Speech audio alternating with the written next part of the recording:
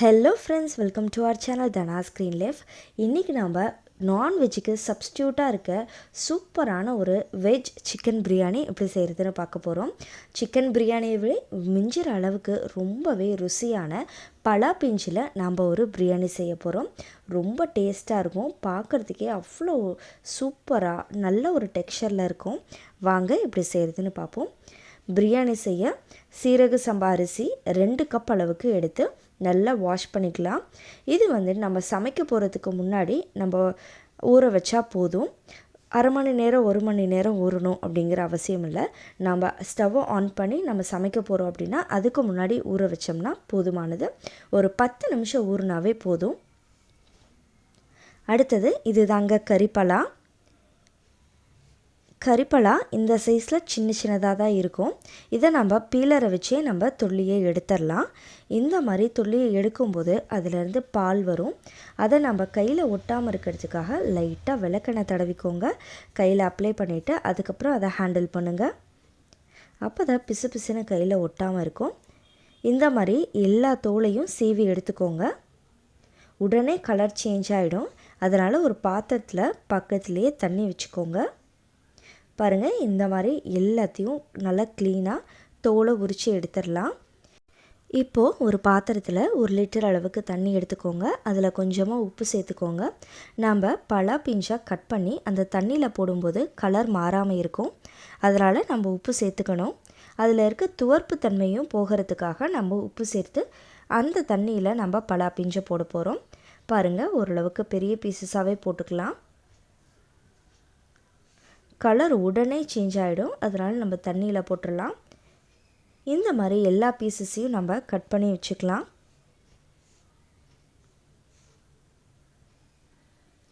வெஜிடேரியனாக இருந்தீங்க அப்படின்னா நான்வெஜ்ஜுக்கு ஒரு பெஸ்ட்டு சப்ஸ்டியூட்டு இந்த ஜாக் ஃப்ரூட்டுங்க. அடுத்தது நம்ம மசாலாலாம் அரைச்சிடலாம். ஒரு மிக்ஸி ஜாரில் பிரியாணி செலவெல்லாம் நம்ம ஆட் பண்ணிக்கலாம். மராட்டி முக்கு, ஒரு சின்ன துண்டு பட்டை, அனாசி பூலேருந்து ஒரு சின்னதாக 3 பீஸ் மட்டும் ஆட் பண்ணிக்கோங்க. அதோட ஒரு சின்ன துண்டு கல்பாசி, 3 லவங்கம், ஒரு ஏலக்காய், 5லிருந்து 6 சின்ன வெங்காயம், ஒரு பீஸ் பச்சை மிளகாய், 10 பல்லு பூண்டு, ஒரு சின்ன துண்டு இஞ்சி, ஒரே ஒரு தக்காளி. இது எல்லாத்தையும் சேர்த்த பிறகு இது ஜாதி பத்திரி ஒரு சின்ன பீஸ் போட்டாலே நல்ல வாசனையாக இருக்கும். கொஞ்சமாக சேர்த்துக்கிட்டால் போதும். 1/2 ஸ்பூன் அளவுக்கு சோம்பு. இது எல்லாத்தையும் சேர்த்து நல்ல பேஸ்ட்டாக அரைச்சி எடுத்துக்கோங்க. பாருங்கள், இந்த மாதிரி அரைச்சி எடுத்தாச்சு. அடுத்தது இப்போ ஸ்டவ் ஆன் பண்ணிவிட்டு ஒரு குக்கர் வச்சுக்கலாம். 2லிருந்து 3 ஸ்பூன் அளவுக்கு ஆயில் சேர்த்துக்கோங்க. அந்த ஆயிலில் நம்ம கட் பண்ணி வச்சுருக்க பலா பிஞ்சை சேர்த்துக்கலாம். எவ்வளோ டார்க் கலரில் இருக்குது. நம்ம எண்ணெயில் போட்டு நல்லா வறுக்கும்போது கலர் சேஞ்ச் ஆகிடும்.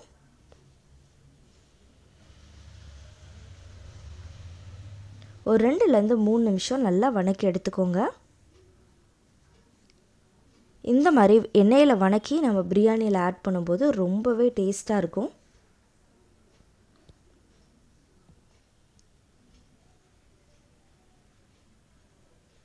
பாருங்கள், கலர் இப்போ எந்த அளவுக்கு ஒயிட்டாக இருக்குன்னு.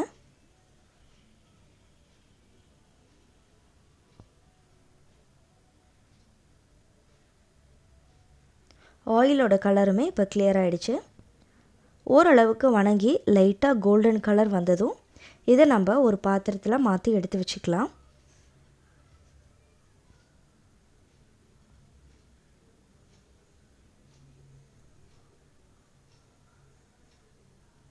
பாருங்கள், இந்த மாதிரி எடுத்து வச்சுருங்க.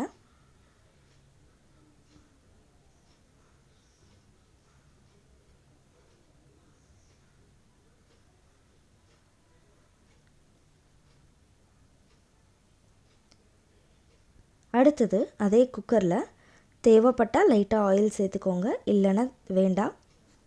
நெய் கூட நீங்கள் சேர்த்துக்கலாம். 3 பே லீஃப், பிரியாணி இலை 3 சேர்த்துக்கோங்க.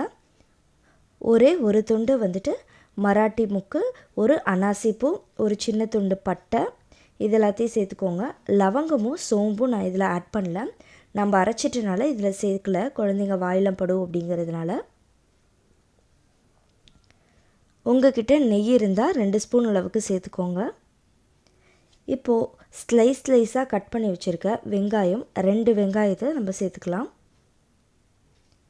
வெங்காயம் நல்லா வணங்கட்டும். தேவைப்பட்டால் நீங்கள் இன்னும் கொஞ்சம் ஆயில் சேர்த்துக்கோங்க. நான் இன்றைக்கி ஆயில் ரொம்பவே கம்மியாக தான் சேர்த்துருக்கேன்.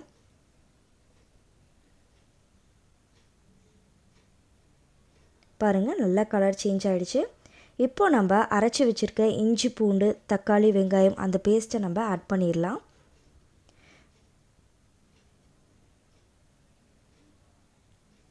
ஆட் பண்ணிவிட்டு நல்லா வணக்கி விடுங்க. அதில் இருக்க இஞ்சி பூண்டோட பச்சை வாசம் போகிற அளவுக்கு வணங்கணும். லைட்டாக அடிப்பிடிக்கிற மாதிரி இருந்ததுன்னா அந்த ஸ்டேஜில் நம்ம தக்காளி ஆட் பண்ணிக்கலாம். ஒரே ஒரு தக்காளி சின்னதாக கட் பண்ணி போட்டுக்கலாம். தேவையான அளவுக்கு உப்பு சேர்த்துக்கோங்க, அப்போ தான் தக்காளி நல்லா மசியும்.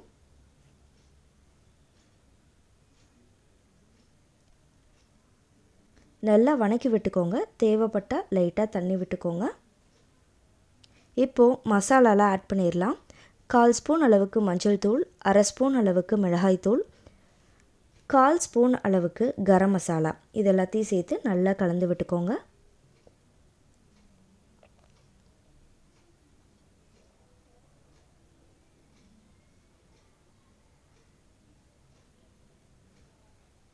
இப்போது லைட்டாக கொஞ்சமாக ஒரு 1/2 கப் அளவுக்கு தண்ணி சேர்த்துக்கலாம். இந்த தண்ணியிலேயே வெங்காயம் தக்காளி இதெல்லாம் நல்லா சேர்ந்து ஒன்று போல் திரண்டு வரும். எண்ணெய் பிரிஞ்சு வர அளவுக்கு கொஞ்சம் நல்லா வேகட்டும். அப்போ தான் பிரியாணியோட டேஸ்ட்டு ரொம்பவே நல்லாயிருக்கும். இல்லாட்டி இஞ்சி பூண்டோட பச்சை வாசம் அடிக்கும். பாருங்கள், நல்லா கிரேவி கன்சிஸ்டன்சிக்கு வந்ததுக்கப்புறம் நாம் ஃப்ரை பண்ணி வச்சுருக்க இந்த பலா பிஞ்சை சேர்த்துக்கலாம். லைட்டாக ஒரு பரட்டிக்கோங்க. ஒரு 1 or 2 மினிட்ஸ் இருந்தால் போதும்.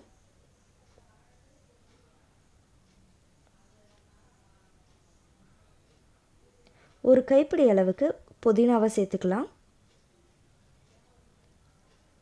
உங்ககிட்ட கொத்தமல்லி இருந்தாலும் நீங்கள் இந்த ஸ்டேஜில் சேர்த்துக்கலாம்.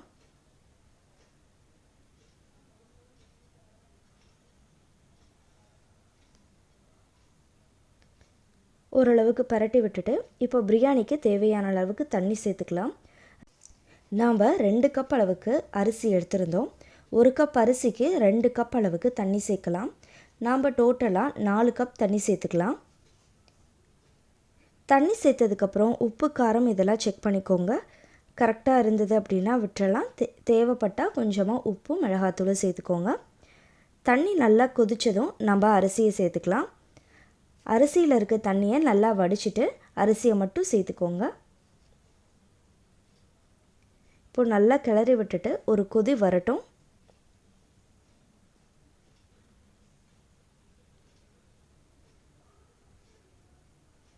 அரிசி போட்டது பிறகு தண்ணி கொதி வர வரைக்கும் நம்ம வெயிட் பண்ணணும்.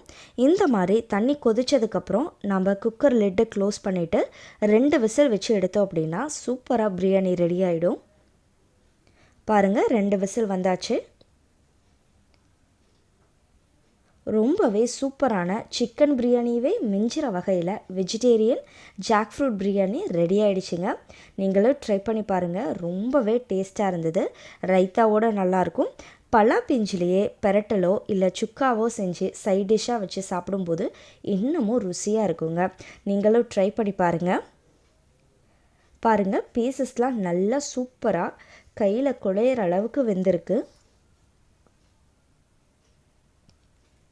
ஒவ்வொரு பீஸும் பார்க்குறதுக்கு சிக்கன் போலவே இருக்குது. ஸ்பூன் வச்சதும் எந்த அளவுக்கு அழகாக கட்டாகி வருதுன்னு பாருங்கள். இந்த பிரியாணியை நீங்கள் யாருக்கு வச்சாலும் சிக்கன் பிரியாணியான்னு கேட்பாங்க. கண்டிப்பாக நீங்களும் ட்ரை பண்ணிவிட்டு எப்படி இருந்ததுன்னு சொல்லுங்கள். தேங்க்யூ ஃபார் வாட்சிங் our வீடியோ. நம்ம சேனலை நீங்கள் இப்போ தான் ஃபர்ஸ்ட் டைம் பார்க்குறீங்க அப்படின்னா மறக்காமல் சப்ஸ்கிரைப் பண்ணிக்கோங்க. தேங்க்யூ.